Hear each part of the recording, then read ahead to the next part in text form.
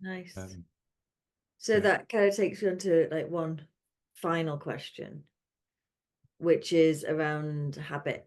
So if I said to what I often do is I see things and I try things that are helpful. Hmm. And it might be trance, it might be um I did a bit of EFT tapping for a while. Hmm. I've done some witchcraft. I've done a bit of everything in the last couple of Yeah. years. And I think all of it Hmm. Yeah. to a greater or lesser extent works. Hmm. Yeah. But I can't or I find it really difficult to stick at it, whatever Hmm. it is. Hmm. So then how do you how do you keep a habit? I mean, I'm saying this as a mindfulness practitioner, Yeah. and I'm really rubbish at sticking with practicing mindfulness. So yeah, you've hit on something there. So I talk about this a lot actually. We have all of those things work. I'm sure everyone's got a different ways of doing coming to the same outcome.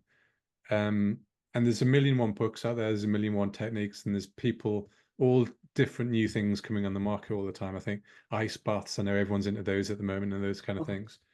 Um, and I think it depends on the person as to what's best for you, but ultimately you need to form a habit and you need to form those new neural connections. And they say that neurons that fire together wire together, and it's a case of just repetition over and over and over again. Um, and that's kind of part of my case for people coming to see me or another therapist coming to see them is having that someone enforcing, not, it's probably not the right way to guiding them through the process for a period of time where it becomes repetitive. I think is it 60 days? I think you need to keep a habit up um before it becomes a permanent um or a habit ultimately. So it's repetition, but you've also got to be bought into it as well. Um, there is a big thing whereby I will only work with a client who comes to me. So I get people being referred all the time. So especially female clients will always say, I want my husband to go and see you because X, Y, and Z. And will almost try and twist their arms to come and see me. And I'll say, no, I can't, you can't see him because it's just, he needs to make that decision himself and come and see me because his subconscious mind is going to drag its heels and we're not going to make any change. So you've got to want to make that change. And this sounds, I've never been able to articulate this in a way that doesn't, yeah, I'm always careful with how I articulate this. So go with me on this, but there's an element that sometimes we brought into our problems. Um, yes. Yeah.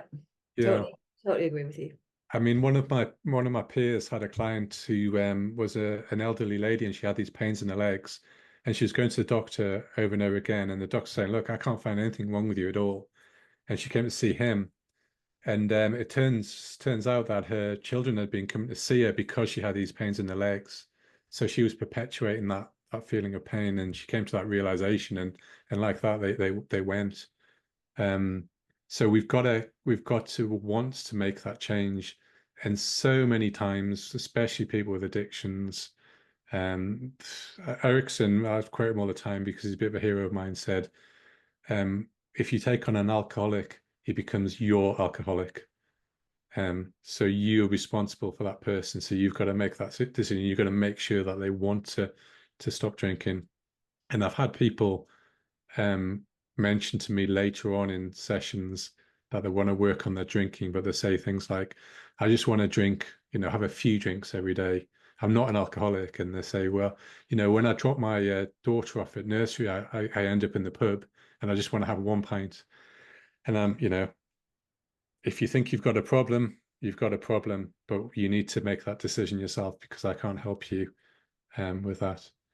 So yeah, I can't remember what I was talking about now, but I think it's yeah, you've got to make that conscious choice and know why you want to form that habit.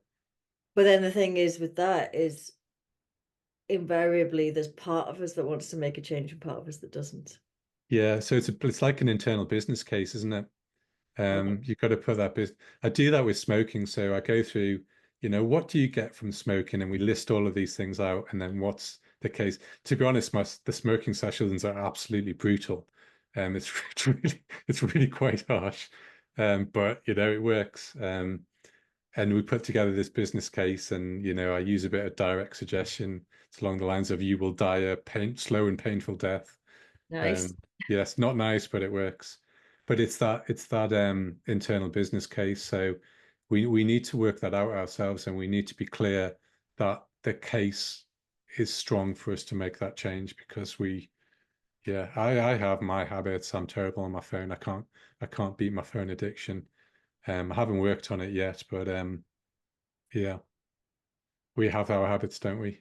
Maybe it's tied to my work, my phone. So yeah. I did delete Facebook off my phone, and it's helped. Yeah. I don't use Facebook, but not anymore. But I'm terrible for just generally in my phone scrolling WhatsApp, LinkedIn. Scary. So, any final thoughts before we wrap up? Yeah, I think that if people are interested in hypnotherapy, then explore it. My branch of hypnotherapy is solution-focused hypnotherapy, which for me was the best choice. I'm not saying that it is for everyone. Do your own research.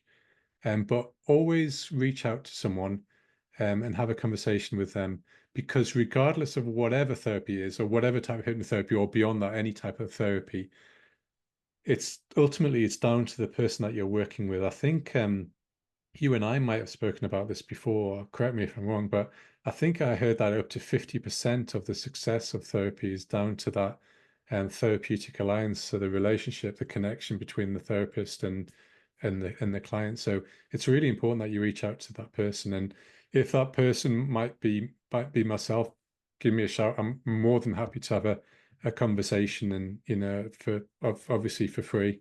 And because for me that's also very important that I work with clients that I can definitely help. And And I'll we put have that. all of the links in the Yeah, description.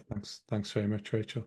Thank But you. it's been an absolute pleasure, and we Yeah, could likewise. hours. But Yeah, yeah, I'll have millions more questions once we've finished. But yeah. yeah, thank you very much. Thank you. Thanks for inviting me on. Thank you.